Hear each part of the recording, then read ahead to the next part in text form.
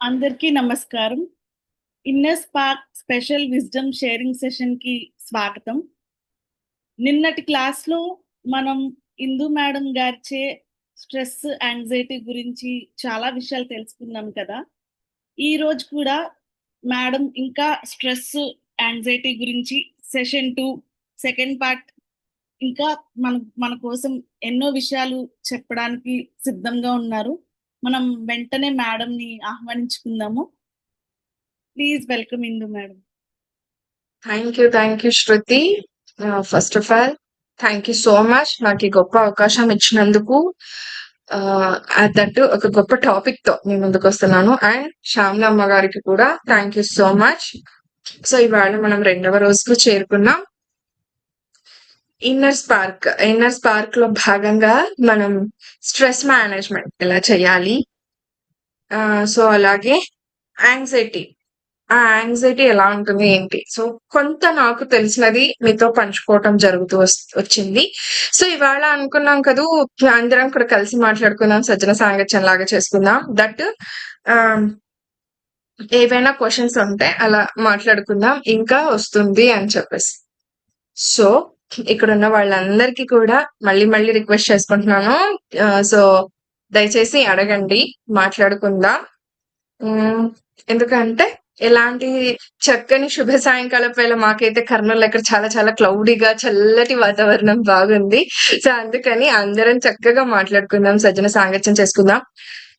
ఈ స్ట్రెస్ అనేది ఇప్పుడు ప్రతి ఒక్కళ్ళలో ప్రతి ఒక్కళ్ళం కూడా ఫీల్ అవుతూ వస్తున్నాం, ఇది ఏజ్ తో సంబంధం లేకుండా. దట్టు ఇక్కడ ఇంకొకటి నాకు తెలియాల్సింది ఏంటంటే, ఇప్పుడు ఇక్కడ పెద్దవాళ్ళు ఒకరే ఉన్నారా, యూత్ కూడా ఉన్నారా?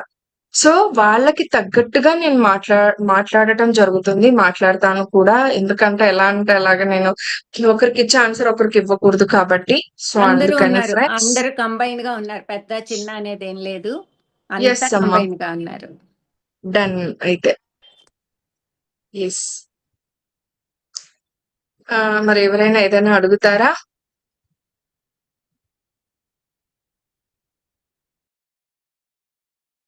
ప్లీజ్. నిన్న చెప్పిన వాటిలో నుంచైనా ఇవాళ మీకు కొత్తగా ఏదైనా అనిపిస్తున్నా కూడా దయచేసి అడగండి. క్వశ్చన్ అడుగుతేనే మనకు చాలా ఆన్సర్స్ వస్తాయి ఫ్రెండ్స్, చాలా వస్తాయి. ఏమంటారు, నాకు తెలీదు, నేను ఫస్ట్ లో అలాగే ఉండేదాన్ని, కానీ రాను నేర్చుకున్నాను. ఒక మాస్టర్ వచ్చారంట, ఒక గురువు వచ్చారంట మనకి. మనం పత్రి సార్ చెప్తారు, క్వశ్చన్ చేయాలి, వాళ్ళని అడిగి తెలుసుకోవాలి, వాళ్ళతో మాట్లాడుతూ ఉండాలి. ఎందుకంటే మాస్టర్స్ అయినా ఎవరైనా సరే మనకు దొరికేది ఒకసారి వస్తుందంట ఛాన్స్, మళ్ళీ రారు, రిపీట్ అవ్వకపోవచ్చు. సో అయ్యో అడిగింటే బాగుండే అనేది.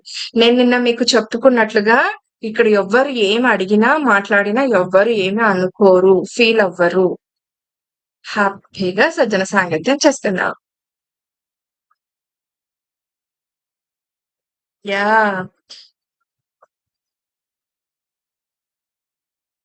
ఎస్. వీలున్న వాళ్ళంతా కూడా వీడియోస్ ఆన్ చేసుకోండి friends.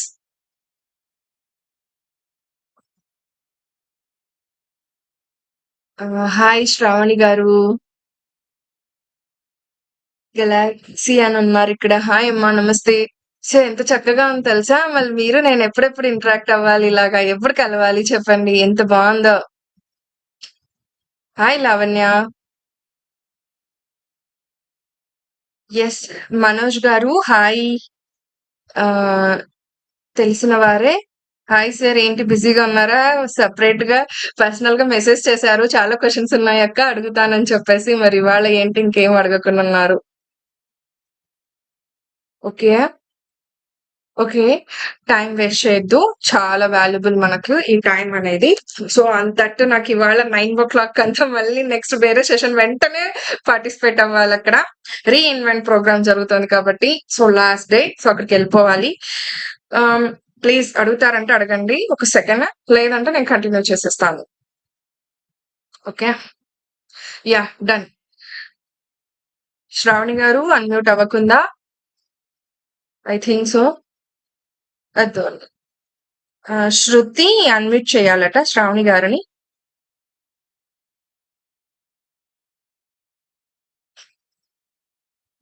Okay. Yes. Good evening, ma'am. I am Shravani. Very very good evening అండి. Namaste, Amma. Namaste. Good evening to everyone. So basically, I am at Hyderabad,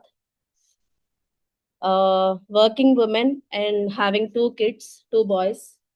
okay. So అందులోనే ఉంది stress అంతా. Obvious గా. వాళ్ళు ఉన్నంత ఓపిక అయితే నాకు రావట్లేదు, నాకు తెలియదు. అండ్ ట్రావెలింగ్ హైదరాబాద్ సిటీ ఇదంతా అంటే నాకు తెలియకుండా ఒక 3-4 వీక్స్ బ్యాక్ పట్టేసి సమ్ ఏదో లంబార్ ఇష్యూ వచ్చింది. సో ఆఫ్టర్ స్కాన్ ఏదో స్మాల్ బల్జ్ ఉంది అని తెలిసింది. But it goes on through some like normal physiotherapy అని. అండ్ అట్లీస్ట్ ఇప్పుడన్నా హెల్త్ మీద కాన్సన్ట్రేట్ చేయాలి అని I started. Shruti is my friend. మేమిద్దరం చిన్నప్పటి నుంచి చైల్డ్హుడ్ ఫ్రెండ్స్. సో మాది హోమ్ టౌన్ ఏలూరే. సో తను కండక్ట్ చేస్తుందని తెలుసు. బట్ ఈ ఆఫీస్ వెళ్ళడం రావడం తోటి ఎప్పుడు కుదరలేదు. సో నౌ ఇప్పుడు ఇంకా ఐ హ్యావ్ టు కాన్సన్ట్రేట్ అని చెప్పి మార్నింగ్ మాట్లాడుతుంటే జాయిన్ అవ్వ ఉంది. సో యా ఇట్స్ ఇంపార్టెంట్ అనిపించి జాయిన్ అవుతుంది. So coming back to stress అంటే తెలుస్తుంది ఎక్కువ అరవద్దు, should not shout on kids, అరవద్దు, ఎలా మేనేజ్ చేయాలి, స్లోగా చెప్పాలి, అలా ట్రై అయితే చేస్తూ ఉంటాం మేము కూడా బేసిక్గా మా అత్తయ్య మామయ్య సపోర్ట్తోనే. బట్ ఎక్కడో కొంత తెలియకుండా అరవటం తోటో ఐ డోంట్ నో స్ట్రెస్ అయితే పడుతోంది. So what are the options, ఎట్లా మనం కంట్రోల్ చేసుకోవచ్చు? మనం కంట్రోల్ చేసుకోవచ్చు ఎలా ఆ స్ట్రెస్ ని కంట్రోల్ చేసుకోవాలి ఎలా కంట్రోల్ చేసుకోవాలి. ఎస్. మీరు నిన్న వచ్చారా అండి శ్రావణి గారు? లేదండి, ఇవాళ కలిసి రాలేదు. ఎస్. నేనేమంటానంటే ఆబ్వియస్ గా మనకు జనరల్ గా మన లైఫ్ లో ఇప్పుడు కిడ్స్ ఉన్నా అంత ఆషామాషి కాదు. హౌస్ వైఫ్ గా ఉండటం, పిల్లల్ని చూసుకోవటం ఫస్ట్ ఆఫ్ ఆల్ అంత ఈజీ కాదు. అది నన్ను అడిగితే అన్ని జాబ్స్ కంటే కూడా మీరు ఏ జాబ్ చేస్తున్నారంటే హౌస్ వైఫ్ గా గ్రేటెస్ట్ జాబ్ చేస్తానని చెప్తాను. ఎందుకంటే అంతకు మించింది ఇంకొకటి లేదు. ఎక్కడైనా సరే దానికి ఒక ఫలితం ఉండి డబ్బు వస్తుందేమో మనం నెలకింత చేస్తే గానీ ఇది ఎంత చేసినా రాదు. కానీ నేనే ఇంకొకటి ఏంటంటే మనది బాధ్యత. మన ఇష్టపూర్వకంగానే మన పిల్లల్ని ఇష్టంగానే ప్రేమతోనే తెచ్చుకున్నాం. కానీ స్పిరిచువాలిటీగా చెప్పాలంటే గనక వాళ్ళు మనల్ని ఎన్నుకొని చూస్ చేసుకొని వచ్చిన వారు. ఓకే, 2 పాయింట్స్ కరెక్టే, 2 విధాలుగా కరెక్ట్ కదా.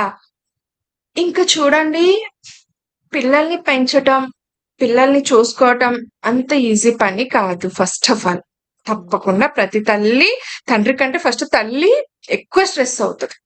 ఎన్నో రకాలుగా తను ఫిజికల్ బాడీ పరంగా కూడా చాలా ఎదుర్కొని ఉంటుంది. కాబట్టి ఇంకా మళ్ళీ ఇది కంటిన్యూ అవుతుంది పిల్లలతో. కాబట్టి దట్టు పిల్లలకి తల్లితోనే ఎక్కువ కమ్యూనికేషన్ ఉంటుంది, తల్లితోనే ఎక్కువ కనెక్షన్ ఉంటుంది. సో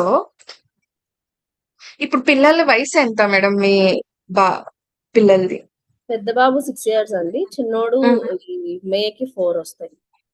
4 వస్తాయి. చాలా చిన్న పిల్లలు కదా, చాలా చిన్న పిల్లలు. వాళ్ళని మనం కంట్రోల్ చేయలేం.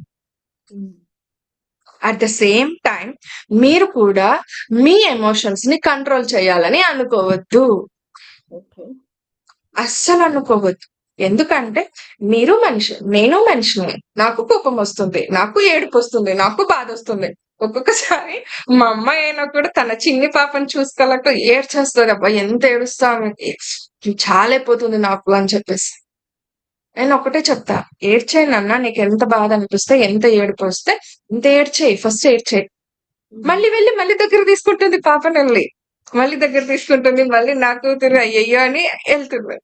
తల్లికి ఉండే సహజ లక్షణం ఆ ఓపిక, ఓర్పు, సహనం ఒక లేడీకే ఉంటుంది. కాబట్టి అందుకే అంత గొప్పతనాన్ని ఇచ్చారు మనకి స్త్రీకి.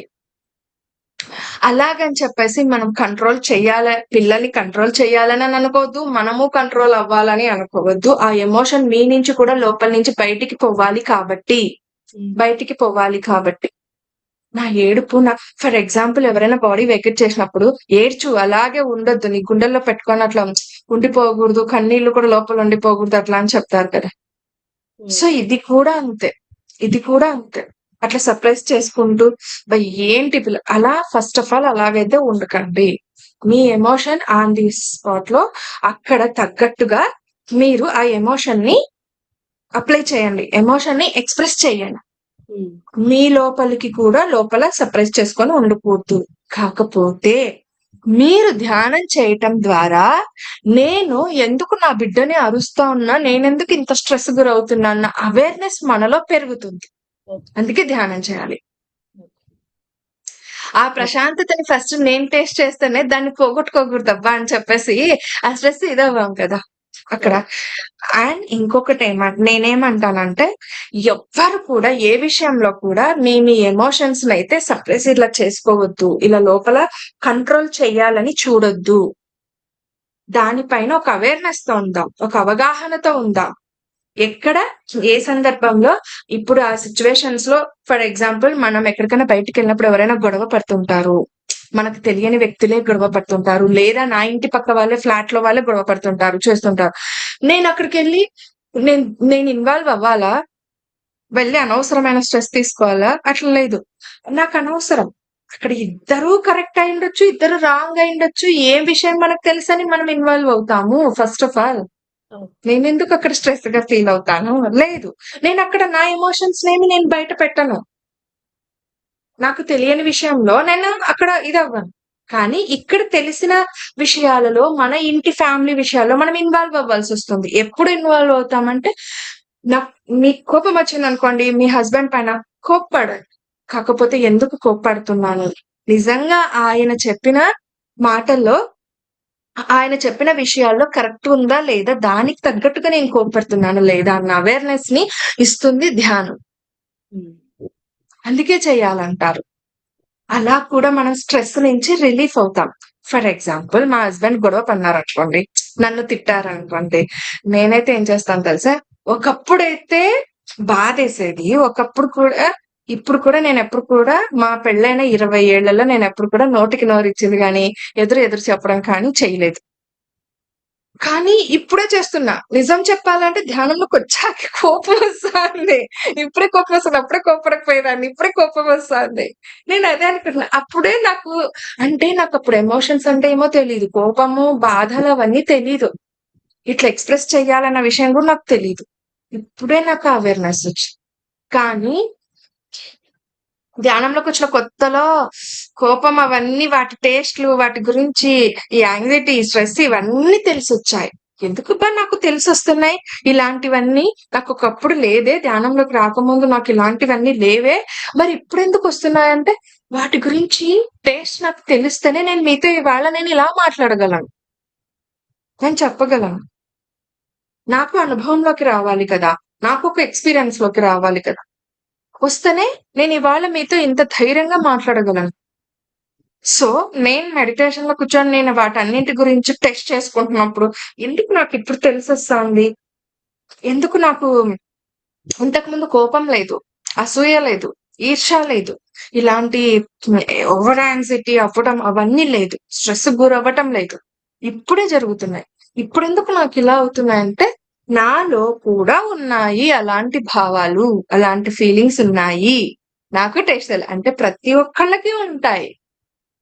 నేను కోప్పడను, నాకు అవన్నీ రావబ్బా, నేను కోప్పడను అంటే అన్ని అబద్ధాలే, అవన్నీ అబద్ధాలే, అబద్ధాలు చెప్తున్నారని. ఇంత గొడవ పడట్లేదంటే కూడా అబద్ధాలు చెప్తున్నారని అర్థం, మూసి పెట్టేసుకుంటున్నారని.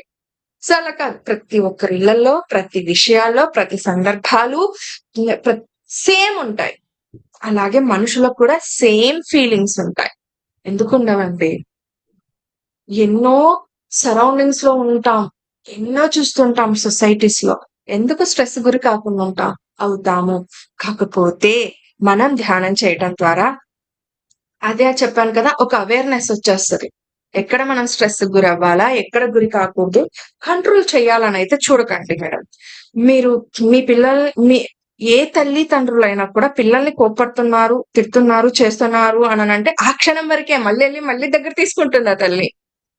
వాళ్ళ పైనేమి ఒక కక్షతో, ఒక ఇదితో ఏం కాదు మనం చేసేది కదా. సో అలాంటప్పుడు అది తప్పు కాదు. అలా కాకుండా కొంతమంది ఆ కోపాన్ని తట్టుకోలేక, ఆవేశాన్ని తట్టుకోలేక వాళ్ళని చితకబాదడం, వాళ్ళని ఓవర్‌గా కొట్టడం, అలా చేయడం, మళ్ళా వాళ్ళని దగ్గర తీసుకోకపోవడం, వాళ్ళని కంపేర్ చేస్తే, వాడు చూడు ఎంత చక్కగా చదువుకుంటున్నాడు వాడు ఎంత బాగా ఆడుకుంటున్నాడు" అనేది అట్లా కంపారిజన్స్ లేకుండా మీరు కోప్పడే విషయాల్లో కోప్పడండి హ్యాపీగా. అట్లా చెయ్యొద్దు. అలాగైతే చెయ్యొద్దు. కంట్రోల్ చెయ్యాలని మీ కోపాన్ని, మీ ఇదిని కూడా కంట్రోల్ చెయ్యొద్దు. కాకపోతే నేను ఏ విధంగా కోప్పడుతున్నాను వాళ్ళని, అవసరానికి కోప్పడుతున్నానా లేదా? పిల్లలంటేనే సహజంగా అల్లరి చేస్తారు. వాళ్ళే అల్లరి ఒక్క మాట చెప్పనా? వాళ్ళే కనుక లేకపోతే మళ్ళీ మనం ఉండలేం ఇంట్లో. అయ్యయ్యో! ఈరోజు ఎంత ఇదిగా డల్‌గా ఉందో ఇంట్లో అని అనుకుంటాం. సో, నా నా వైపు నుంచి నా ఒపీనియన్ అయితే ఇది శ్రావణి గారు. ఇలాగా. Thank you. Thank you. Thank you. నేను ఒక విషయం చెప్పనా? ఒక అమ్మా! లీడర్షిప్ కి ఒక ముఖ్యమైన క్వాలిటీ ఉంటుంది. ఏంటంటే సహనంతో వినడం. ఎవరికైనా మన విషయాన్ని చెబితే సగంలోనే ఆపేసి నాకంతా అర్థమైపోయిందని సలహాలు ఇచ్చేయడం మొదలు పెడతారు. చివరి వరకు సహనంతో ఎవరైతే వింటారో వాళ్ళల్లో లీడర్షిప్ డెవలప్ అవుతుంది. యెస్. సహనంతో వినాలి. ముఖ్యంగా గృహిణి. తను కూడా తనకున్న సమస్యలని ఓపెన్ గా చక్కగా ఎక్స్ప్లెయిన్ చేసి ఎవరితోటి షేర్ చేసుకోదు. అలా షేర్ చేసుకున్నప్పుడు వాళ్ళల్లో ఉన్నటువంటి ఆ స్ట్రెస్ అంతా కూడా చాలా వరకు ఓకే, కంటిన్యూ. యెస్. షేర్ చేసుకున్నందుకు first of all thank you so much Shravani గారు. నిజంగానే అమ్మ అన్నట్లుగా ప్రతిదీ మనం షేర్ చేసుకోవాల్సిందే. షేర్ చేసుకోకుండా లోపల సర్ప్రైజ్ చేయడం ద్వారా కూడా మనం ఇదైపోతాం. మంచి విషయం. యెస్. ఇంకా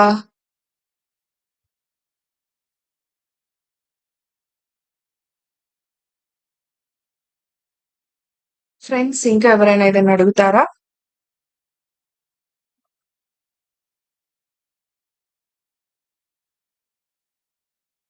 మనోజ్ గారు?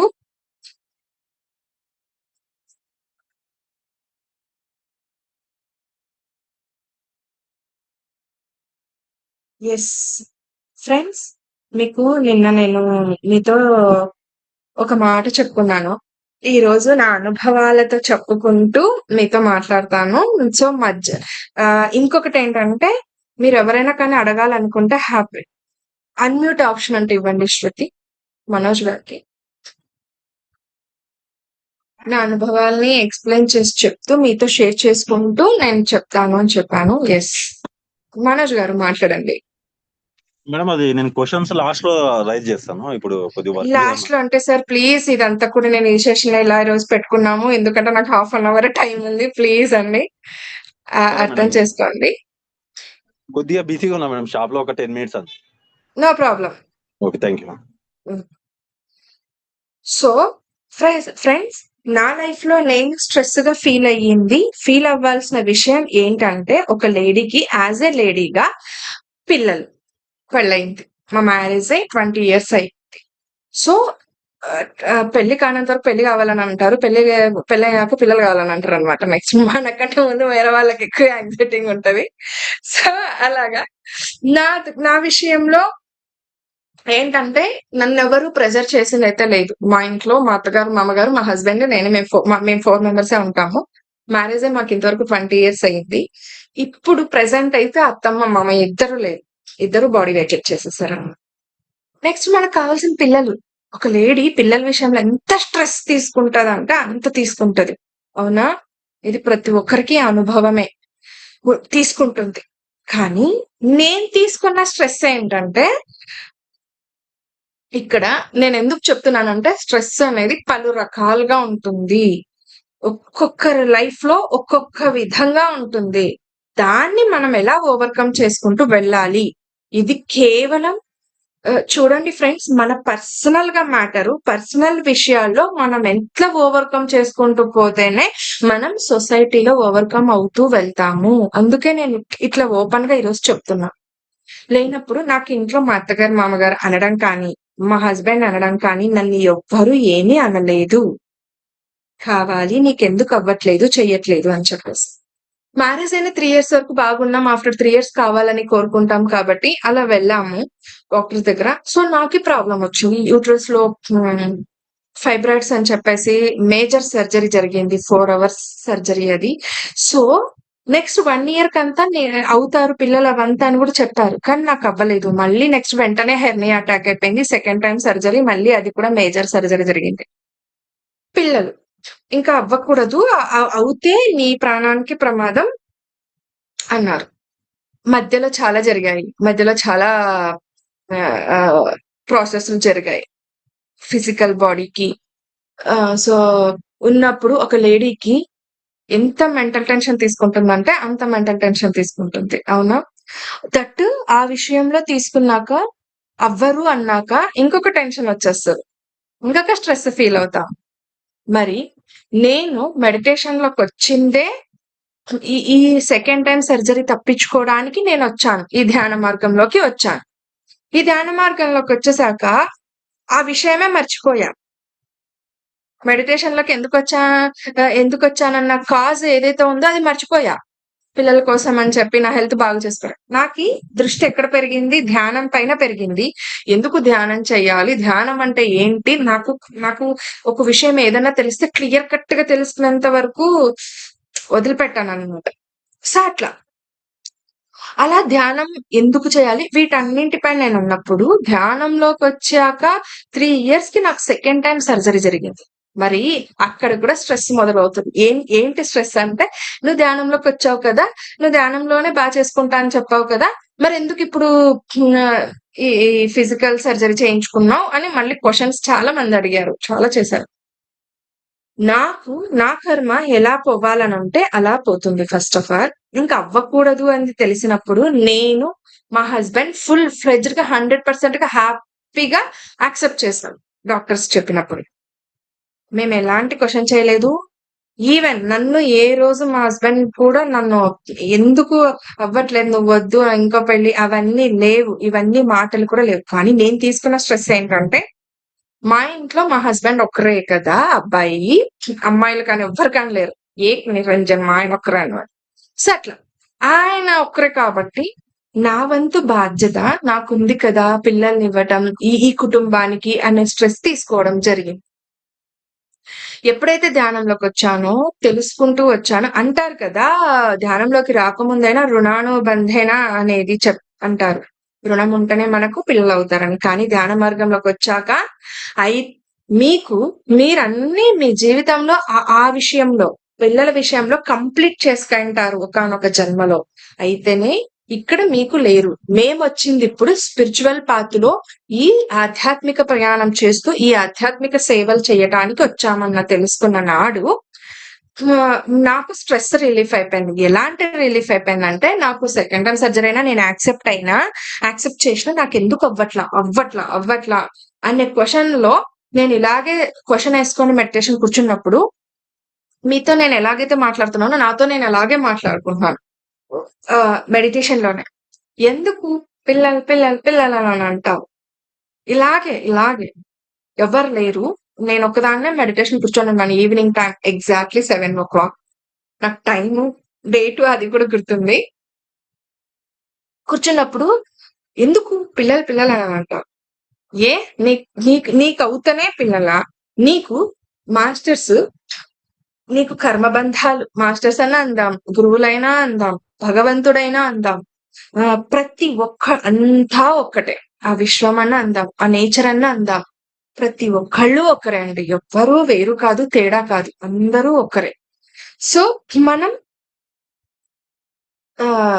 నీకు మాస్టర్స్ ఏ కర్మ బంధాలు, ఏ భవబంధాలు, ఏ స్వార్థ బంధాలు లేకుండా చేశారు. ఎందుకు నువ్వు హ్యాపీగా ఫీల్ అవ్వకుండా దీనికోసం ఆలోచిస్తున్నావు, సమయాన్ని వృధా చేస్తున్నావు? నువ్వు ఇప్పుడు ఎవరినైనా యాక్సెప్ట్ చేయగలవు. అందరూ నీ పిల్లలే అనుకోగలుగుతావు. నా బిడ్డ నా వరకే నేను వస్తే, నా బిడ్డ వరకే నేను చూసుకుంటాను. అవన్నిటిని దాటుకొని వచ్చాం. ఇప్పుడు ఎలా కాదు, ప్రతి ఒక్క బిడ్డ బాగుండాలనే కోరుకుంటాను మనస్ఫూర్తిగా. అందరూ నా వాళ్ళే అని అనుకుంటాను. ఆ ఫీలింగ్ కలుగుతుంది. దట్టు మన మెడిటేటర్స్ ఫ్యామిలీస్ లో అందరూ ఆత్మీయంగా మాట్లాడుకుంటాం, అందరూ ప్రేమగానే దగ్గర తీసుకుంటారు. ఇంకేం కావాలి? ఇంకేదో నాకు కావాలన్నప్పుడు కదా నేను స్ట్రెస్ గురవుతాను, ఎక్స్పెక్టేషన్స్ లో స్ట్రెస్ గురవుతాం. ఆలోచిస్తే ఎక్స్పెక్టేషన్స్ లో కూడా స్ట్రెస్ గురవుతుంటాం మనం. అబ్జర్వ్ చేయండి. అవి ఎలాంటి ఎక్స్పెక్టేషన్స్ అంటే, నాకు ఆల్రెడీ ఇన్ని నగలు ఉన్నాయి, 7 వారాల నగలు ఉన్నాయి, నాకు ఇంకా ఇంకొక సెకండ్ 7 వారాల నగలు కావాలి. అట్లా కూడా స్ట్రెస్ తీసుకుంటాం.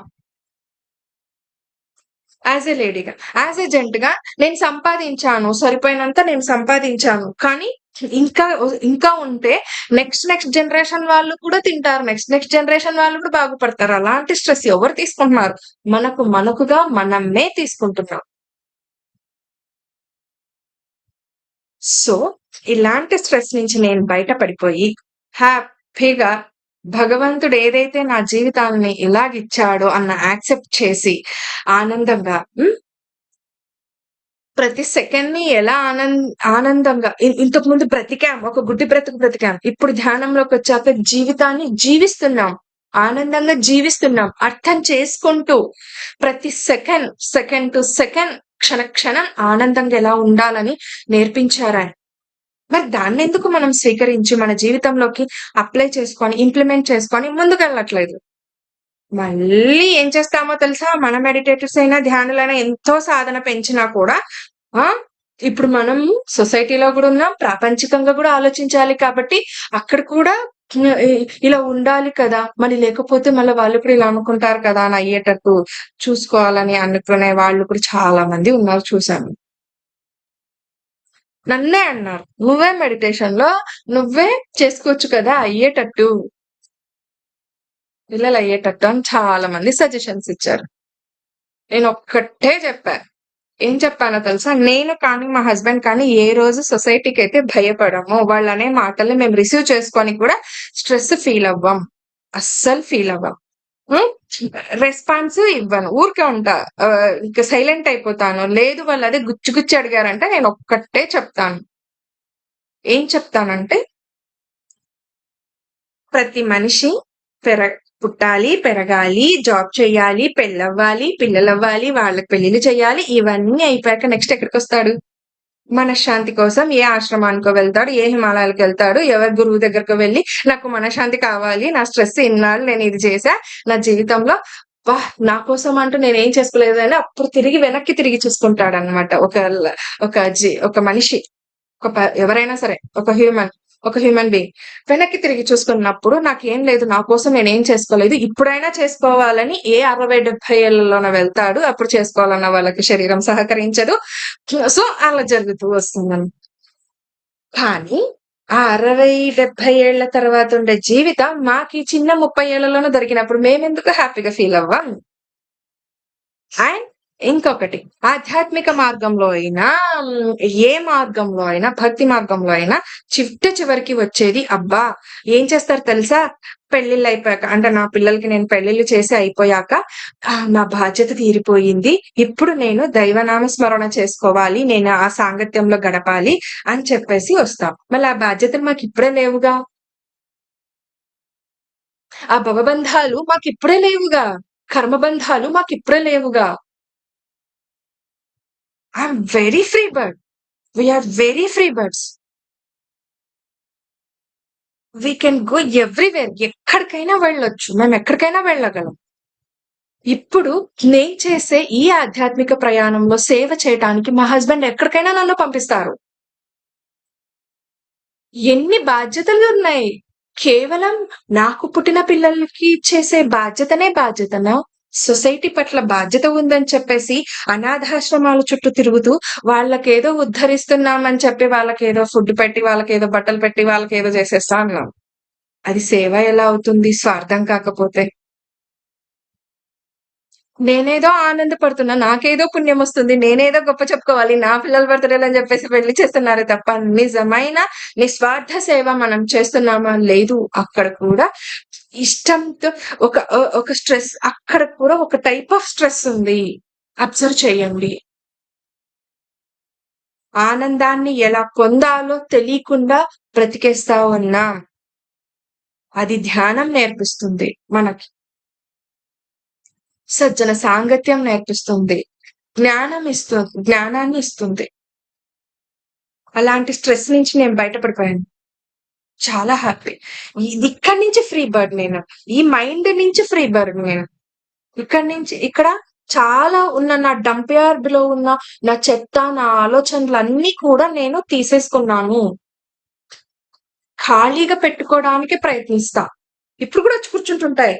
ఇప్పుడు కూడా వచ్చి ఆలోచనలు కూర్చుంటుంటాయి, చేస్తూ ఉంటాయి. ఈ మనసు అనేది ఊరికే ఉండదు. ఈ కళ్ళు అనేవి ఊరికే ఉండవు. చూస్తూ ఉంటాం, చేస్తూ ఉంటాం. నేను రిసీవ్ చేసుకోకుండా నా కళ్ళు రిసీవ్ చేసుకుంటుంటాయి. ప్రతిదీ చేస్తుంటుంది. కానీ ఖాళీ చేసుకోగలిగేంత కెపాసిటీ తెచ్చిపెడుతుంది మనకు ఈ ధ్యానం. అలా కూడా మనం స్ట్రెస్ నుంచి రిలీఫ్ అయిపోవచ్చు ఫ్రెండ్స్. నేను ఎలాంటి స్ట్రెస్ తీసుకోలేదు. ఆ ఒక్క స్ట్రెస్ ఉండింది. నాకు నా లోపల నుంచి ఆ సమాధానం ఏ రోజైతే వచ్చిందో దాని నుంచి బయటపడిపోయాను. దాని నుంచి ఇంకా హ్యాపీ. నేను చేయాల్సిన బాధ్యతలు, నేను చేయాల్సిన రెస్పాన్సిబిలిటీస్ అంటే నేను ఇప్పుడు ప్రెసెంట్ ఏం చేయాలి అదే ఉంది. అంతే. దానికి తగ్గ వర్క్ నేను చేసి నేను 100% ఇవ్వగలిగానంటే హ్యాపీ చాలు ఈ జీవితాన్ని. నాకు ఎలాంటి ఫైనాన్షియల్ ఇబ్బందులు లేవు. ఫస్ట్ నుంచి లేవు. పెళ్ళైనప్పటి నుంచే లేవు. పెళ్లికి ముందు ఉండేవి. పెళ్ళైనప్పటి నుంచి అస్సలకి లేవు. ఆ స్ట్రెస్ లేదు. ఆ ఫ్రీడమ్ చాలా ఉండింది. అది లేదు. ఆ స్ట్రెస్ కి లేదు. పిల్లల స్ట్రెస్ ఒకటి ఉండింది. దాన్ని కూడా నేను వదిలిపెట్టేసుకున్నాను. మనం యాక్సెప్ట్ చేస్తామో, అంగీకరిస్తామో ఆ రోజున స్ట్రెస్ కి గురి అవ్వము ఫ్రెండ్స్. అస్సలు అవ్వము. నాకు ఇంకే ఎక్స్పెక్టేషన్స్ లేవు. మా ఆయన నగలు చేపించాలని, ఈ టైంలో నగలు చేపిస్తే అయిపోతాడు. మా ఆయన నగలు చేపించాలని, ఇల్లు కట్టించాలా, నాకంటూ ఒకటి ఇది చేయాలని లేదు. అస్సలు లేదు. ఇంకొకటి ఏంటంటే మనం ఎక్కడికి పోయినా ఇప్పుడు యాజ్ ఎ మెడిటేటర్స్ గా మనల్ని అందరూ హ్యాపీగా ప్రేమగా దగ్గర తీసుకుంటారు. వాళ్ళ ఇంట్లో ఒక రోజన్నా మనకి ఒక స్పేస్ ఇస్తారు. ఖచ్చితంగా ఇస్తారు. ఎక్కడికి వెళ్ళినా మన మాస్టర్స్ వేల కొద్ది, లక్షల కొద్ది ఉన్నారు. ఒక్క రోజన్నా ఆప్యాయతని పంచుతారు. ఎందుకండి స్ట్రెస్? ఒకప్పుడే కాదు, ఇప్పుడు కూడా అంటారు. మాకు రిలేషన్స్ కానీ, రిలేటివ్స్ కానీ ఎలా యాక్సెప్ట్ చేయాలో ఎగ్జాంపుల్ తో చెప్పగలరా? ఎలా యాక్సెప్ట్ చేయాలంటే ఫ్రెండ్స్, మనం ఆధ్యాత్మిక మార్గంలో నడవాలనుకున్నా, నడవకూడదు, ఫిజికల్ లైఫ్ లో ఉండాలనుకున్నా, చేయాలనుకున్నా, అంగీకరించకపోతే, నా జీవితాన్ని నేను అంగీకరించకపోతే నరకాన్ని సృష్టించుకునేది నేనే. నరకంలో పడేది నేనే. నేను అదే చెప్పాను కదా, అన్ని ఒక మనిషి బాధ్యతలన్నింటినీ చేసి చేసి చేసి తిరిగి నేను మనశ్శాంతి కావాలని కోరుకోనే ఒక గురువు దగ్గరకో ఎవరి దగ్గరకో వస్తాం. అదేదో నాకు ముందుగానే వచ్చినప్పుడు నా జీవితాన్ని ఇంకొకటి ఎలా యాక్సెప్ట్ చేయాలంటే, ఒకటి చెప్తాం. మనం ఈ ఆధ్యాత్మిక ప్రయాణంలో ఉన్నాం కాబట్టి ఒకటి చెప్తాం. ఈ జీవితాన్ని నేనే ఎన్నుకొని, నేనే నుదిటి రాతను రాసుకొని వచ్చా. అంగీకరించను నేను అంటే ఇంకెప్పుడు డిషం ఫైటింగ్సే ఉంటాయి. ఎప్పుడు కష్టాలతోనే, నేను నష్టాలతోనే ఉంటా, నేను నేర్చుకుంటానే ఉంటా అంటే ఉండొచ్చు. దాంట్లోనే నాకు ఆనందం ఉందంటే ఉండొచ్చు. యాక్సెప్ట్ చేయకపోతే. అదే నేను యాక్సెప్ట్ చేశాను నా లైఫ్ ని, నేను నాకు ఎలాగున్నా అంటే ఇది నా లైఫ్ డిజైనే. ఈ డిజైన్ నేను ఇలాగే చేసుకొచ్చుకున్నాను. నా భర్త తాగుబోతు భర్త రావాలి, నాకేదో నేర్పించాలి, ఈ లైఫ్ కూడా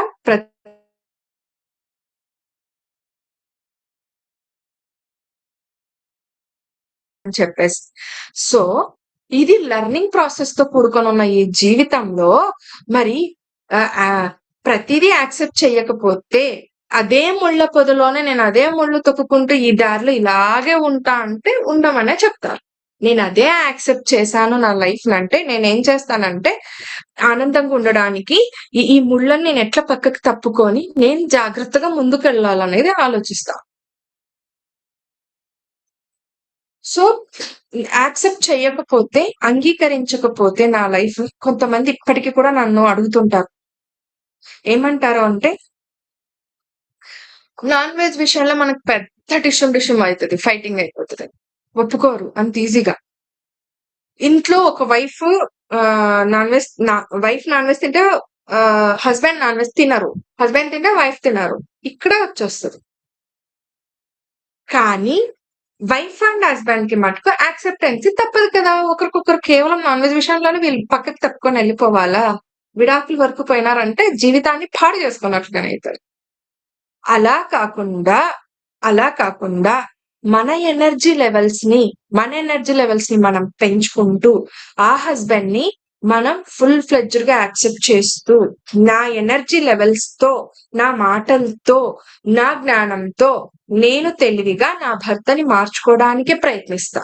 ఇంకొకటి ఏంటంటే, ఈ హస్బెండ్ ఎంత వైఫ్ అండ్ హస్బెండ్ అయినా ఎవరి జీవితాలు వాళ్ళవే, ఎవరి ప్రయాణం వాళ్ళదే.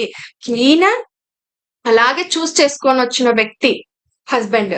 ఈ లైఫ్ ని నేను తినాలి, వీటిని, ఈ సోల్స్ ని బేబీ సోల్స్ అనే అంటారు.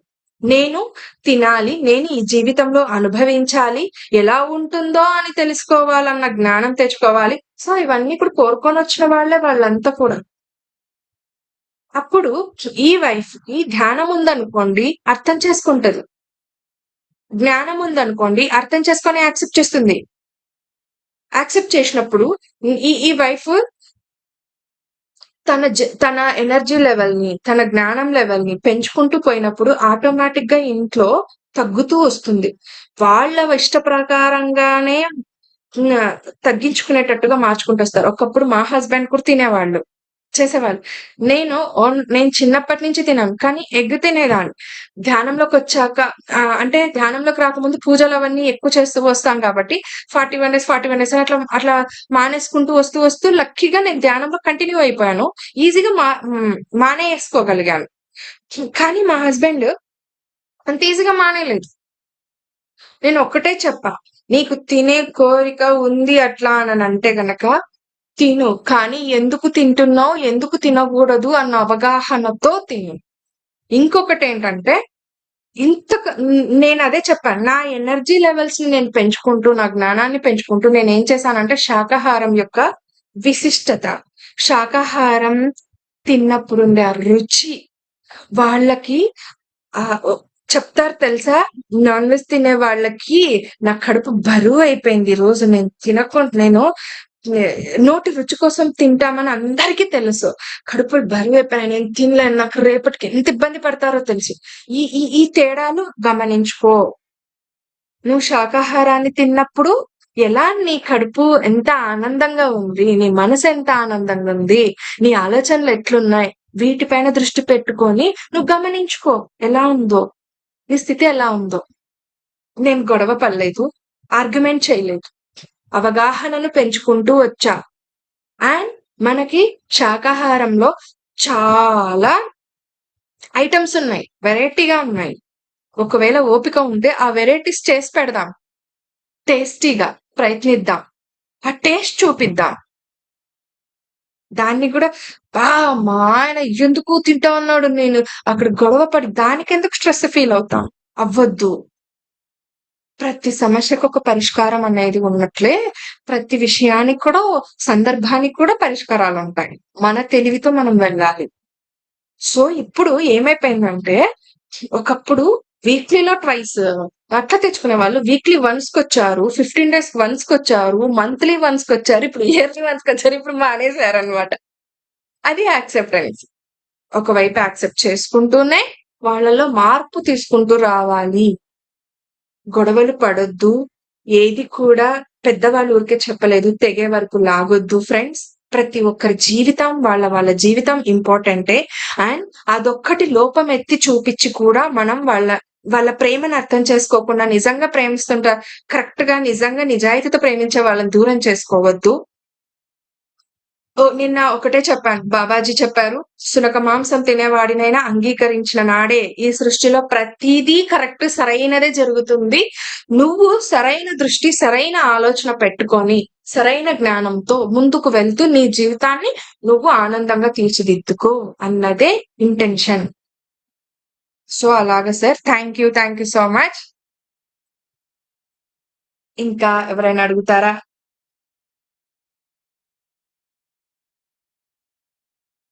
నాకు తెలిసింది, నేను నా జీవితంలో పాటించినదైతే ఇదే. నేను ఎక్కడ కూడా గొడవ పడను. అన్మ్యూట్ ఆప్షన్ అంటే ఇవ్వండి శృతి మనోజ్ గారికి.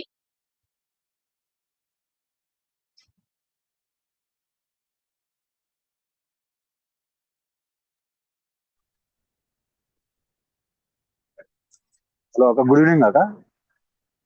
చెప్పండి మనోజ్ గారు. అక్క మీరు ఒకసారి ఇంత ముందు మనం పైమా టీమ్ లో పైమా జూమ్ లో ఉన్నప్పుడు ఆదిశంకరాచార్యుల గురించి మూవీలో ఒక ఒక ఒక స్టోరీ చెప్పారు కదా, మరీ ఒకసారి ఎక్స్ప్లెయిన్ చేయగలరు అక్క? అప్పుడు మర్చిపోయాను నేను.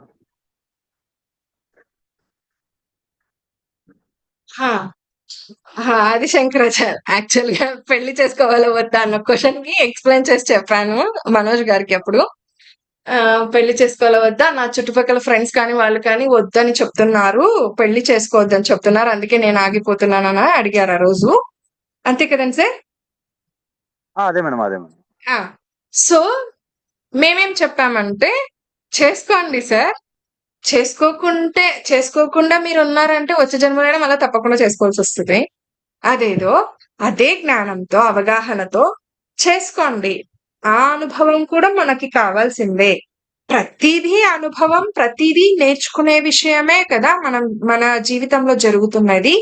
సో ఆది శంకరాచార్యుల వారికి ఒక వారు ప్రచారంలో భాగంగా వెళ్తూ అలాగే వారు ఏం చేసేవాళ్ళంటే సజ్జన సాంగత్యంలో వారు చర్చా కార్యక్రమాల్ని ఏర్పాటు చేసుకుంటూ వెళ్ళేవారు అందరితో, అన్ని రాజ్యాల వారితో. అంటే ఆధ్యాత్మికతను పంచుకుంటూ, అలా కాదు మనం ఆలోచించాల్సింది ఈ విధంగా ఆధ్యాత్మికతను పెంచుకోవాలి, అద్వైతాన్ని బోధిస్తూ అందరి దగ్గరికి వెళ్తూ, రాజులకు చక్రవర్తుల దగ్గరికి వెళ్తున్నప్పుడు ఒక చక్రవర్తి దగ్గర, సారీ నాకు ఇప్పుడు పేరు గుర్తులేదు, చక్రవర్తి దగ్గరికి వెళ్ళినప్పుడు ఆయన అక్కడ ఆర్గ్యుమెంట్స్ అనేవి జరుగుతాయి. ఆ చర్చా కార్యక్రమంలో ఆర్గ్యుమెంట్స్ అనేవి జరుగుతాయి.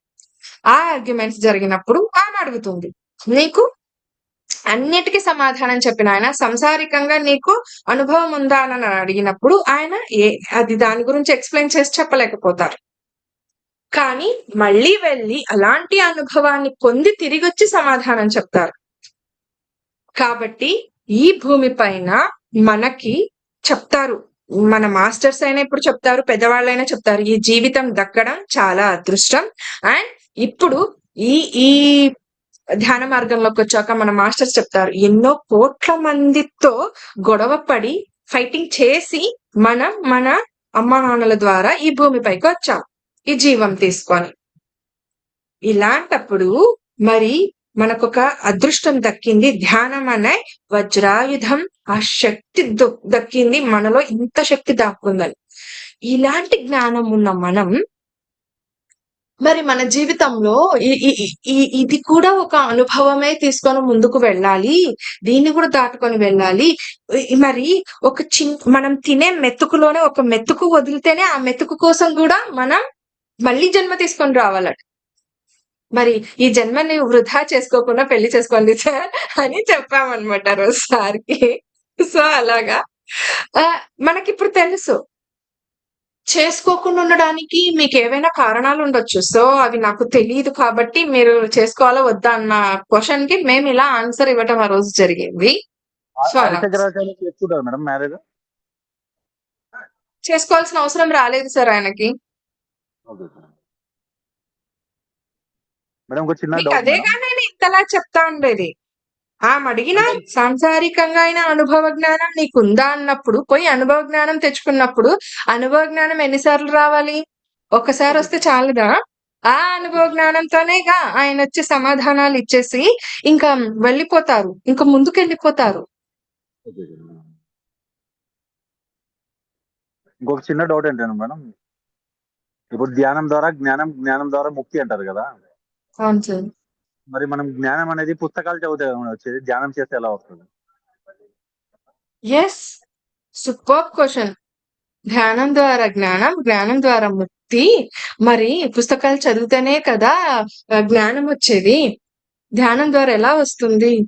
ఎస్, ధ్యానం ద్వారా ఎలా వస్తుంది? ధ్యానం ద్వారా జ్ఞానం ఎలా వస్తుందంటే, ఈ ధ్యానం ద్వారా నేను నిన్న చెప్పాను. మన జర్నీ ఇలా మనకి ఎంతసేపున జర్నీ ఇలా బయట వైపుకే వచ్చేది. చూస్తూ వచ్చాము. ధ్యానం చేయడం ద్వారా మన ప్రయాణం ఇలా మొదలు పెట్టినప్పుడు, ఇలా నేను అంతర ప్రయాణం చేస్తున్నప్పుడు, అంతర ప్రయాణం అంటే నేనేదో లోపల్లోకి తవ్వుకుంటూ వెళ్ళడం కాదు. నా ఆలోచనలని, మనసుతో కూడుకొని ఉన్న ఆలోచనలని నేను లోపలికి వెళ్తూ ప్రయాణం చేస్తున్నప్పుడు నేను ఎలాంటి ఆలోచనలు చేస్తున్నాను, నేను ఎలాంటి ఇది మీ పట్ల నేను నా ప్రవర్తన ఉంది, ప్రతిదీ నాకు ఈ అవగతం కావాలంటే పుస్తక జ్ఞానం, పరిజ్ఞానం అవసరం. అందరూ ఇలాగ చేసిన వ్యక్తులే. కానీ ఈ ధ్యానం ద్వారా ఫస్ట్ మనకేమవుతుందంటే ఇది ఖాళీ అవుతుంది. ఆ పుస్తకంలో ఉండే జ్ఞానం మనకు అర్థం కావాలంటే కూడా దీని కెపాసిటీ పెంచుకోవాలి కదా. దీంట్లో అంత చెత్తంతా కూర్చోపెట్టి డంప్ చేసి పెట్టేసుకొని చిన్నప్పటి నుంచి లేనిపోనివన్నీ రిసీవ్ చేసుకొని కూర్చొని ఖాళీ, దీనికంటూ ఖాళీ ఇవ్వాలి, ఖాళీ స్పేస్ అంటూ ఒకటి ఇవ్వాలా, ఒక ప్రశాంతతని ఇవ్వాలా, ఒక రెస్ట్ ఇవ్వాలన్న విషయం మనకు తెలీదు ధ్యానానికి ముందు. ధ్యానంలోకి వచ్చాకనే మనము ఏం చేస్తామంటే, ఎందుకు ఒక రకమైన మత్తుతో కూడుకున్న నిద్ర వస్తుంది స్టార్టింగ్ స్టేజెస్ లో. అది ఎలాంటి అంటే, ఇంతకుముందు ఎప్పుడు నిద్రపోయిండం అంత విచిత్రమైన నిద్ర వస్తుంది మనకి. సో అప్పుడు ఏమవుతుందంటే, ఆ మైండ్ కి రెస్ట్ ఇవ్వాలన్న విషయం మనకు అవగతం అవుతుంది, తెలుస్తుంది, అవగతం అవుతుంది. రెస్ట్ దొరుకుతూ రావటం ద్వారా, ఖాళీ స్పేస్ ఇక్కడ ఏర్పడటం, వస్తూ ఉండటం ద్వారా అప్పుడు మనకి మన జీవితంలో ఏం జరుగుతుందన్న అవగాహన పెరుగుతుంది. అలా జ్ఞానాన్ని అర్థం చేసుకోవాలన్న జ్ఞానాన్ని ఇస్తుంది ధ్యానం. అందుకే ధ్యానం చేయాలి. కేవలం పుస్తకం ద్వారానే వస్తుంది జ్ఞానం అనేది లేదు. నా చుట్టుపక్కల మిమ్మల్ని చూస్తూ కూడా నాకు జ్ఞానం వస్తుంది. ధ్యానం ఆ కెపాబిలిటీని, మైండ్ ని మనకు పెంచుతుంది, అంత స్ట్రాంగ్నెస్ ని ఇస్తుంది, ఆ ధైర్యాన్ని ఇస్తుంది. లోపల నుంచి ఆ అర్థం చేసుకునే తత్వం, అర్థం చేసుకునే మనస్తత్వం నాలో లేకపోతే బుక్స్ నేనెన్ని చదివినా లాభం లేదు, అర్థం కాదు కదా. కాబట్టి ధ్యానం చాలా అవసరం. సో అలాగే sir. Madam last final doubt madam ఒకటి. చెప్పండి మేడం, ఇప్పుడు ఓషో అవేర్నెస్ బుక్ లో ఒకటి ఉంది మేడం, ఏంటంటే ఆధ్యాత్మికత అనేది ఆలోచన రహిత స్థితిలోనే మొదలవుతుంది అని ఉంది. దాని గురించి అవును. కొద్దిగా ఎక్స్ప్లెయిన్ చేయండి. ఆధ్యాత్మికత అనేది ఆలోచన రహిత స్థితిలోనే మొదలవుతుంది. Yes, of course. ఆలోచనలనే ఉంటే ఆధ్యాత్మికత అనేది ఎక్కడ అర్థమవుతుంది మీకు? ఆలోచనలన్నీ కూడుకొని మొత్తం ఉంటే అసలు ఆధ్యాత్మికత అనేది మీకు ఏమర్థం అవుతుంది? ఆధ్యాత్మికత అంటే ఏమిటి మీ ఉద్దేశంలో? మీకేం అర్థమైంది ఆధ్యాత్మికత అంటే?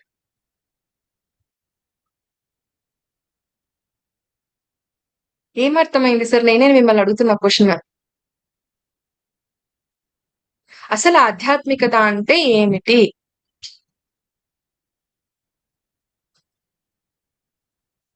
సార్ చెప్పండి. ఆధ్యాత్మికత మొదలవుతుందని చెప్పారు ఆయన, కరెక్టే. మరి ఎలా మొదలవుతుందో, అసలు ఆధ్యాత్మికత అంటే ఏంటో అర్థమైతేనే కదా. ఓకే, చాట్ బాక్స్ లో అయినా పెట్టండి, నో ప్రాబ్లం, మేము చూసుకుంటాం. ఓకే, అసలు ఆధ్యాత్మికత అంటే ఏంటి మనం చెప్తాం. ఆత్మతో కూడుకొని ఉన్న ప్రయాణం అని కదా. ఎస్, ఆత్మ ఎలా ఉంటుంది, ఎక్కడ ఉంటుంది, ఎలాంటి ప్రయాణం చేస్తుంది? ఆధ్యాత్మికత అంటే ఆత్మతో కూడుకొని ఉన్న ప్రయాణం అని చెప్తున్నాం. నువ్వే ఆత్మని తెలుసుకోవటం అని చెప్తున్నాం. ఎలా తెలుసుకుంటాం? ఎలా అది ఆత్మ అవుతుంది మన ఆధ్యాత్మిక ప్రయాణంలో? ఏంటంటే ఆధ్యాత్మికత అంటే ఫ్రెండ్స్, నేను ఈ ఎగ్జాక్ట్ గా ఈ 4 ఇయర్స్ నుంచి 3-4 ఇయర్స్ నుంచి ఎగ్జాక్ట్ గా తెలుసుకున్న జ్ఞానం విషయం ఏంటంటే సీనియర్ మాస్టర్స్ దగ్గర నుంచి తెలుసుకున్నది. కూర్చొని చెప్పాను కదా, నాకు కూడా ఈ క్వశ్చన్ ఉంది. ఆత్మ ఎక్కడుంటుంది, ఆత్మ మనలో ఎక్కడుంటుంది, నువ్వే ఆత్మ అంటున్నారు, మరి ఏంటి సార్ ఆధ్యాత్మికత అంటే ఏంటి సార్, ఒక్కొక్కరు ఒక్కొక్క డెఫినేషన్స్ ఇస్తా అన్నారు, నాకు అర్థం కాకుంది అని చెప్పాను. సో అప్పుడు చెప్పినప్పుడు నాకు మాస్టర్స్ ఇచ్చిన ఆన్సర్స్ ఏంటంటే, ఎవరంటే ఆంజనేయ శర్మ గారు. ఆంజనేయ శర్మ గారును ఆ క్వశ్చన్ చెప్పారు, ఆన్సర్ చెప్పారు. అండ్ మన ఇంటికి నేను 41 days ఎప్పుడు మెడిటేషన్ చేయిస్తూ ఉంటా. చేయిస్తున్నప్పుడు కూడా గుణాకర్ రెడ్డి గారు వచ్చారు. చాలా సీనియర్ మోస్ట్ పిరమిడ్ మాస్టర్. ఎందుకు చెప్తున్నానంటే ఫస్ట్ పత్రి గారితో ఉన్నప్పుడు నుంచి ఉన్న వాళ్ళు కర్నూల్లో. ఆయన ఇచ్చిన ఆన్సర్ ఇది. సార్ సోల్ ఎక్కడుంటుంది, ఈ బాడీలో ఎక్కడుంటుంది, అసలు సోల్ అంటే ఏంటి, ఆధ్యాత్మికత అంటే ఏంటి? నేను ఈ ఆన్సర్ ఆల్రెడీ ఆంజనేయ శర్మ గారి దగ్గర నుంచి విన్నాను. కానీ నాకు అవగతం అవ్వాలి కదా, అవగాహనకి రావాలి కదా, టైం పట్టింది. అప్పుడు ఏం జరిగిందంటే, అమ్మా నువ్వేం చేస్తావు ఉదయం లేచినప్పటి నుంచి? Sir day to day life లో నార్మల్ రెగ్యులర్ గా ఉండే పనులు చేసుకుంటా వెళ్తాం కదా, నా బ్రష్ చేసే దగ్గర నుంచి లేచినప్పటి నుంచి. ఇప్పుడు ఆయన అన్నారు, నువ్వు ఎలా చేస్తావు? ఈ చేతితో చేస్తా బ్రష్. వంట ఎలా చేస్తావు? ఇంట్లో పనులు ఎలా చేస్తావు? చేతుల్ని కదలికలతో, ఈ బాడీ కదలికలతో చేస్తావు కదా. మరి ఏమి కదిలిస్తుంది? నీ శరీరం కదిలిస్తుందా? నువ్వు అనుకుంటే కదులుతుందా? నువ్వు అనుకుంటే కదులుతుందా? లే, నీ బాడీలో, నీ శరీరంలో ఒక ఆత్మగా అయ్యుండి తను లోపల నుంచి ఆలోచనను పంపిస్తేనే నువ్వు కలుగుతావు రోజువారీ పనులు అవన్నీ కూడా. పొద్దున లేచినప్పటి నుంచి నీ నఖశిఖ పర్యంతం అంటే బాడీలో ఉండే పై నుంచి కింది వరకు జరిగే ప్రతి పని ఈ రోజువారీ లైఫ్ లో ఏదైతే చేస్తావో అది చేస్తున్నది నువ్వు అనుకుంటున్న ఈ శరీరం కాదు, ఆత్మ చేస్తుంది. అది చెయ్యాలనుకుంటేనే చేస్తుంది. నఖశిఖ పర్యంతం ఉంటుంది, ఆత్మ అయి ఉంటుంది. ఆ ఆత్మస్వరూపం అయి ఉన్నావు నువ్వు ఈ దేహంలో. ఆధ్యాత్మిక ప్రయాణం అది. అదే ఆధ్యాత్మికత అంటే. నీ రోజువారి పనుల్లో, నీ రోజువారి జీవితంలో నువ్వు ఏదైతే చేస్తావో, ఎరుకతో ఉంటూ ప్రతి పనిని నువ్వు చేస్తావో, అక్కడ ఆత్మస్థితిలో ఉంటూ, భావనలో ఉంటూ నువ్వు ఏదైతే చేస్తావో అదే ఆధ్యాత్మికత. ఫిజికల్ గా ఈ స్పిరిచువాలిటీ వేరు కాదు. ఫిజికల్ లైఫ్ లో జరిగే విషయాలతో కూడుకొని ఉన్నదే స్పిరిచువాలిటీ. సపరేట్ గా అయితే కాదు, అస్సలు కాదు అన్నారు. నాకు ఆ మాట అర్థం కావడానికి 1 week టైం తీసుకున్నాను. మళ్ళీ ఫోన్ చేసి అడిగి కనుక్కొని, సార్ ఇది ఎలా అయ్యింది, ఎట్లా అయ్యింది అని. సో అలాంటి ఆధ్యాత్మిక జీవితాన్ని అర్థం చేసుకోవాలంటే మరి మనమే లోపల తెచ్చిపెట్టుకున్న ఈ ఆలోచనలన్నీ నీకు తీసేస్తేనే కదా ఈ డే టు డే లైఫ్ లో ఏం జరుగుతుంది అన్న అవగాహన వచ్చేది. అదే కదా ఆధ్యాత్మిక ప్రయాణానికి తొలిమెట్టు. ఆధ్యాత్మిక ప్రయాణం మొదలు పెట్టేది ఆ ఆలోచన రహిత స్థితి నుంచే. ఎందుకంటే నా డే టు డే లైఫ్ లో జరిగే ప్రతి విషయం నేను అర్థం చేసుకోవాలి, అవగతం చేసుకోవాలి, అవగాహనకు తెచ్చుకొని నేను ప్రవర్తించిన నాడే, నా ఫిజికల్ లైఫ్ లో నేను ప్రవర్తించిన నాడే ఆధ్యాత్మికత దాక్కొని ఉంటుంది, సపరేట్ కాదు. ఇది నేను కూడా గత 3 years గా ప్రాక్టీస్ చేస్తూ అర్థం చేసుకోవడానికి ప్రయత్నం చేస్తూ వచ్చాను. మన పత్రి సార్ కూడా అదే చెప్పారు ఒకనొక స్పీచ్ లో. Yes, that's it. Thank you so much Manoj గారు.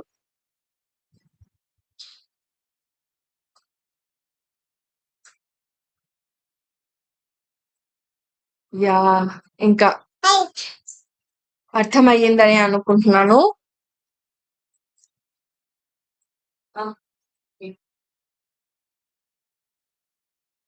అమ్మా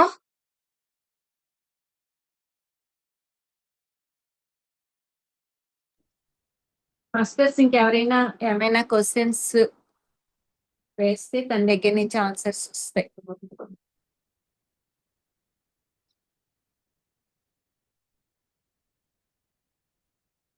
కళావతి గారు క్లాస్ ఎలా ఉందో చెప్పండి. అన్మ్యూట్ చేయండి అమ్మా Kalavathi madam.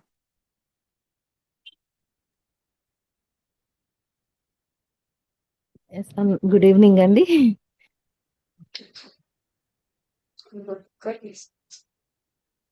Very good evening madam. Madam చెప్పండి. ఆధ్యాత్మికత అనేది మన పత్రి సారు మనకి ఎంత అంటే యమ నియమాలు ఏవైతే ఆ స్పిరిచువాలిటీ ఆధ్యాత్మికతలోకి మనము ఒక అడుగు ముందుకేసి అంటే ధ్యానం అనేది చేస్తేనే మన లోపల ఉన్న ఈ గుణాలని ఈ సత్వతమో రజో గుణాలలో మార్పు అనేది ఆటోమేటిక్ గా ఎప్పుడైతే సాధన అనేది చేయటం మొదలు పెడతామో ఈ గుణాలలో మార్పు ఎప్పుడైతే వస్తుందో అలా ఒక్కొక్క స్టెప్ బై స్టెప్ మనం ఆ స్పిరిచువాలిటీ అంటే ఆధ్యాత్మికతలోకి అడుగు అనేది పెట్టడం అనేది జరుగుతూ అలా వెళ్ళిపోతూ ఉంటుంది. అంటే కూర్చోగానే ఒక వన్ సిట్టింగ్ లోనే ఆధ్యాత్మిక ప్రయాణం అనేది జరిగేదైతే కాదు. అలా వెళ్తూ ఆ జర్నీ సాగుతూ ఉన్నప్పుడు ఎప్పుడైతే మనము మన యొక్క శ్వాసను గమనిస్తూ అలా కూర్చొని ఆ సాధనలోకి మనం మన అంతరానికి కనెక్ట్ అయిపోయి తను చెప్పినట్టుగా ఆ మగతగా ఉండటము ఆ స్టేజ్ అన్ని దాటి అలా మన ఆత్మతో మన ఇన్నర్ తో కనెక్ట్ అయ్యే ఆ స్థితికి వెళ్ళినప్పుడు స్లోగా మన అంతరంలో మన గుణాలలో మార్పు జరగటము, మన చేసే పనుల్లోనూ చేతల్లోనూ మార్పు జరగటము. ఇక అక్కడ నుంచి యమ నియమాలు ఏవైతే ఉన్నాయో వాటన్నిటిని ఆ యమ నియమాలని మన జీవితంలో ఎప్పుడైతే మనం ఆచరణాత్మకంగా తీసుకొని వచ్చినప్పుడే మనము ఆధ్యాత్మికంగా స్పిరిచువల్ గా ముందుకు వెళ్ళటం అనేది జరుగుతుంది. అయితే ముందు అవి చెయ్యాలి అనంటే ఈ యమ నియమాలు ఇవన్నీ ముందు అనేది చెయ్యాలంటే అది నాట్ ఎ పాసిబుల్. ముందు కూర్చోవడం అలవాటు అవ్వాలి మనకి. కూర్చోవడం తెలియాలి. ఆ స్థిత ప్రజ్ఞత అనేది ముందు రావాలి. అందుకే మన గురువు గారు ఏం చేశారంటే ముందు వాటిని ఆ చివరికి తీసుకెళ్ళి పెట్టి శ్వాసను గమనిస్తూ కూర్చోవడం అనేది చాలా ఈజీ టెక్నిక్ గా మనకి ముందుకు తీసుకొచ్చి నిజంగా మన భాగ్యం మన ఇలాంటి గురువు మన జీవితంలో ఉండటం. ముందు అసలు కూర్చోవడం తెలుసుకోండి, మీరు కూర్చోండి అంటూ ముందు కూర్చొని శ్వాసను గమనించడం నేర్పించి ఆ తర్వాత మిగతావన్నీ స్టెప్ బై స్టెప్ గా యమనియమాలని అవి ఇవి అన్నిటిని మన ఆధ్యాత్మిక ప్రయాణంలో ఎంటర్ చేసి వాటిని ఒక్కొక్కటిగా అలవాటు చేసుకుంటూ ఆ స్థిత ప్రజ్ఞతని ఆధ్యాత్మికత అనేది అక్కడి నుంచి అసలు ప్రయాణం అయ్యేది. ఎప్పుడైతే ఆ యమ నియమాలని మన జీవితంలో అప్లై చేయటం మొదలు పెడతామో అక్కడి నుంచి అసలు జర్నీ స్టార్ట్ అవుతుంది. ఈ ముందు స్టార్టింగ్ చేసేదంతా మన వాటిని సాధించుకోవడం కోసం చేసే ప్రయత్నములో స్టెప్ బై స్టెప్ అన్నమాట. ఇప్పుడు 10th క్లాస్‌కి వెళ్ళాలి అనంటే ఏ నుంచి మొదలు పెడితేనే కదా! 10th క్లాస్‌లో ఈ ఏ అనేది 10th క్లాస్‌కెళ్ళాక యూజ్ అవ్వదా అంటే 100% యూజ్ అవుతుంది. ఆ ఏతో మొదలయ్యేది 10th క్లాస్‌లో కూడా యూజ్ అవుతుంది. అందుకని ఈ శ్వాస మీద ధ్యాసతో మనల్ని చక్కగా ముందు కూర్చోబెట్టటము స్టార్ట్ చేసి చక్కగా ఎంతో ఉన్నతంగా మనల్ని మనము తీర్చిదిద్దుకునేలాగా. అంటే ఇక్కడ మనకి మన మన మన మన ఇన్నరే మనకి గురువు. బయట ఎక్కడ మీకు గురువు లేరు. మీ అంతరంలోనే మీ గురువు ఉన్నాడు అని చెప్పిన ఏకైక గురువు మన గురువు మాత్రమే. ఏ గురువుని ఆశ్రయించాల్సిన అవసరం లేదు. నువ్వు ఉన్న చోటనే ఉండి, నీ ఇంట్లోనే ఉండి కూర్చొని ఎప్పుడైతే సాధన అనేది చేయటం మొదలు పెడతావో ఆటోమేటిక్ గా చేంజెస్ ఇన్నర్ నుంచి ప్రతిది మార్పు జరిగి నిన్ను నువ్వు వదిలించుకోవడం జరుగుతుందని చక్కగా చాలా బాగా ఎక్స్ప్లెయిన్ చేస్తున్నారు ఇందు గారు. చాలా ఓపికగా చాలా పేషెంట్ గా ఉన్నారు. Thank you. బాగా ఎక్స్ప్లెయిన్ చేస్తున్నారు.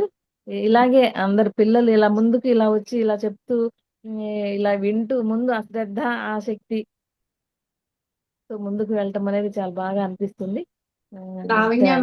లావణ్య మేడం అన్న మాట్లాడతారమ్మా.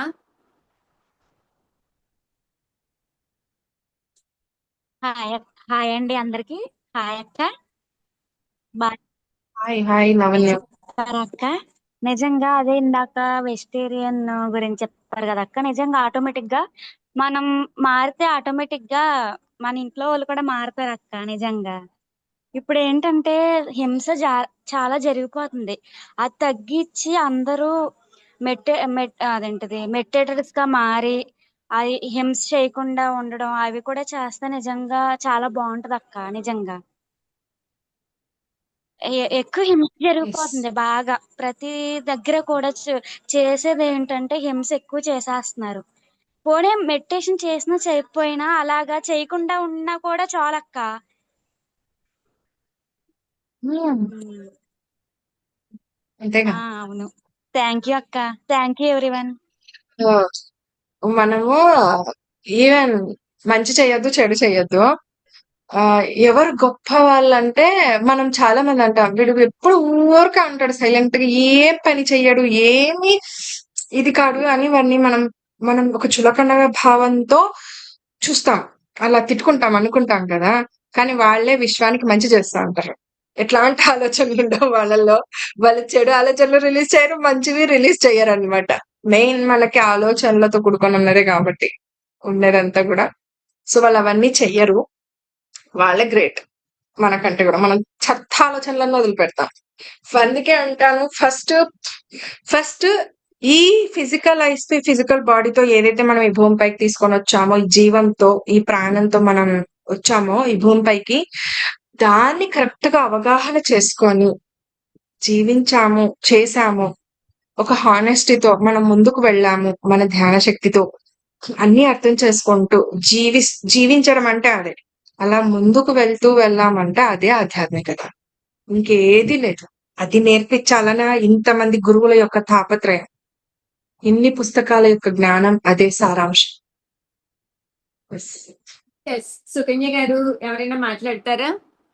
కుమారి గారు గెలాక్సీ అన్మ్యూట్ చేయండి, మాట్లాడతారు. గెలాక్సీ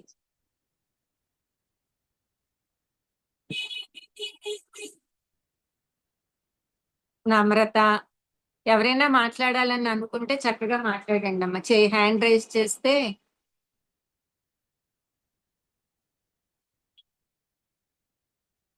హలో, నమస్తే మేడం.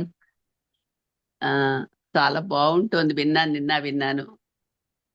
కానీ ఎంత వింటున్నా చేస్తున్నా ఎక్కడో అక్కడ వస్తూనే ఉంటుంది.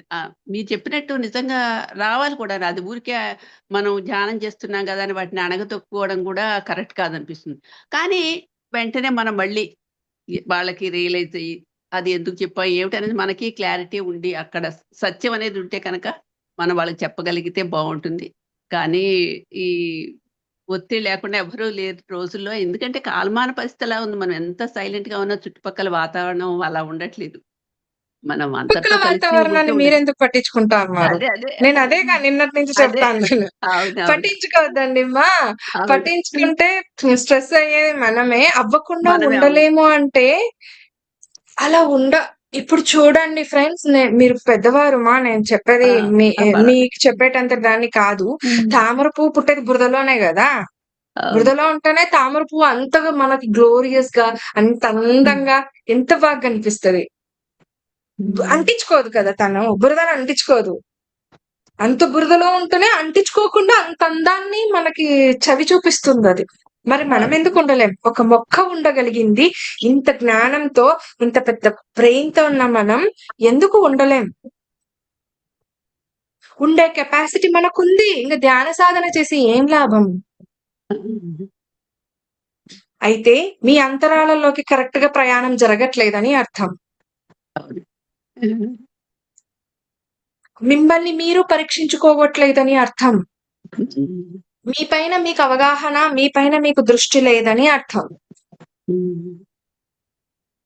ఎందుకు పక్క వాళ్ళతో నేను ఎందుకు ఈరోజు పిల్లల గురించి చెప్పాను, మా గురించి ఎందుకు చెప్పానంటే, నేను కానీ మా హస్బెండ్ కానీ ఏ రోజు పక్క వాళ్ళకి ఆ ఆలోచనతో బలాన్ని ఇవ్వలా, ఆ ఎనర్జీని మేము ఇవ్వలా వాళ్ళకి.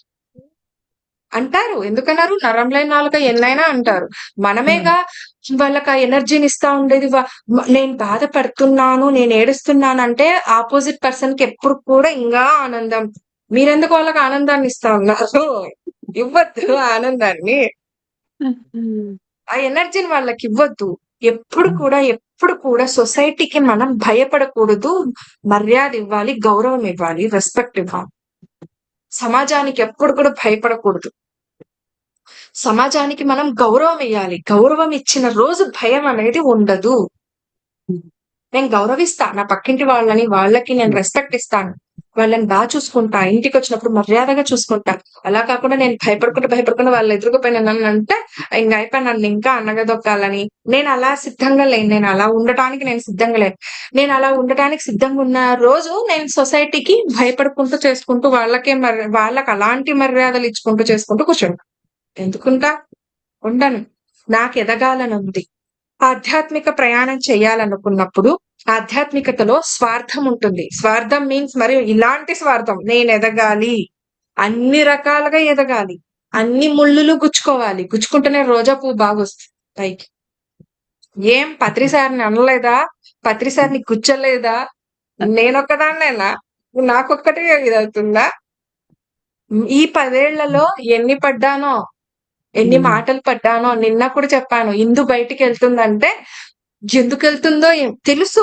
ఇంట్లో ధ్యానం. అందుకే నేను వాళ్ళకి సమాధానం ఇవ్వలేదు. చేతల్లో చూపిస్తాను తప్ప నా నోటితో నేను సమాధానం ఇవ్వను. దాని స్ట్రెస్ గా నేను తీసుకోను. వాళ్ళనే నేను అపార్ట్మెంట్ లో నేను ఎన్నిసార్లు మెడిటేషన్ ఇంట్లో 41 days పెట్టినా పోయి పిలిచి వచ్చేదాన్ని. ధ్యానం జరుగుతుంది ఇంట్లో రండి, 41 days కి మీరు కూడా రండి అని చెప్పి పిలిచి వచ్చేదాన్ని. వాళ్ళ ఇష్టం వస్తే వస్తారా, లేకపోతే లేదా నేను ఇంకా వదిలిపెట్టేస్తా. బలవంతం చేయను. కాకపోతే ఇంట్లో ఏం జరుగుతుంది అనేది వాళ్ళకి ఒక క్యూరియాసిటీ ఉంటుంది కదా, తెలుసుకోవాలని. దానికి మనం ఆన్సర్ ఇచ్చాము చేతల్లో అంటే మనము తృప్తి, వాళ్ళకి తృప్తి. అయిపోయా. ఎందుకు స్ట్రెస్ తీసుకుంటారు అక్కడికి? ఇప్పుడు ఎక్కడికి వెళ్ళినా కూడా అవును ఇందు క్లాసెస్ కి, మెడిటేషన్ క్లాసెస్ కి వెళ్తుంది ఆ పాప చెప్తుందని ప్రతి ఒక్కరికి తెలిసిపోయింది. అక్కర్లేదు. ప్రతి దానికి ఒక ఎనర్జీ ఉంటుంది. ప్రతి మాటకు, ప్రతి విషయానికి, ప్రతి బిహేవియర్ కి కూడా ఎనర్జీ ఉంటుంది. సో దాన్ని మనం వాళ్ళకి ఇస్తున్నాం. నన్ను అంటున్నారు వాళ్ళు అంటే నేనే వాళ్ళకి ఇచ్చా. అంతే. Thank you. మీరందరూ భలే చిన్నతనంలో వచ్చి మంచి మెచ్యూరిటీ తోటి నిజంగా ఇప్పుడు పిల్లలందరూ కూడా చాలా అంటే త్వరగా. నేను అసలు మొన్న 5 ఏళ్ళు 6 ఏళ్ళు ఉంటాయి మా మనవరాలు తీసుకొచ్చాను ఓ రోజు వంశీ గారి క్లాస్ కి. ఇంటికి వచ్చాక చెప్తాను అనమాట మర్చిపోకుండా. నేను దివ్యాత్మ స్వరూపురాలని అని చెప్పేసరికి నిజంగా అలా వెంటనే క్యాచ్ చేయగలుగుతున్నారు నిజంగా ఇప్పుడు పిల్లలు. చాలా బాగుంది. వాళ్ళకి అందాలి తప్పకుండా. అమ్మా టైం అవుతుంది. ఓకే. ఎందుకంటే అక్కడ స్వర్ణమాల పత్రి అమ్మ వస్తున్నారు, పరిణీత అక్క వస్తున్నారు, ఇద్దరు అక్క వాళ్ళు వస్తున్నారు అనమాట. సో అందుకని నేను మళ్ళీ ఇంకొకసారి వస్తాను నాకు సమయం దొరికినప్పుడు. ఇంకా మోస్ట్లీ రేపటి నుంచి అయితే ఫ్రీగా ఉంటాను. సో కాబట్టి థ్యాంక్ యూ సో మచ్. నాకు చక్కటి గొప్ప అవకాశం ఇచ్చినందుకు, ఫస్ట్ ఆఫ్ ఆల్ మీ అందరితో కలవడానికి అవకాశం ఇచ్చినందుకు ఆ నేచర్ కి, శ్యామల అమ్మ గారికి thank you so much. Inner spark ఆ టీమ్ మెంబర్స్ అందరికి కూడా thank you. Shruti thank you. Yes thank you. Yeah bye అందరికి కూడా. So sorry. యా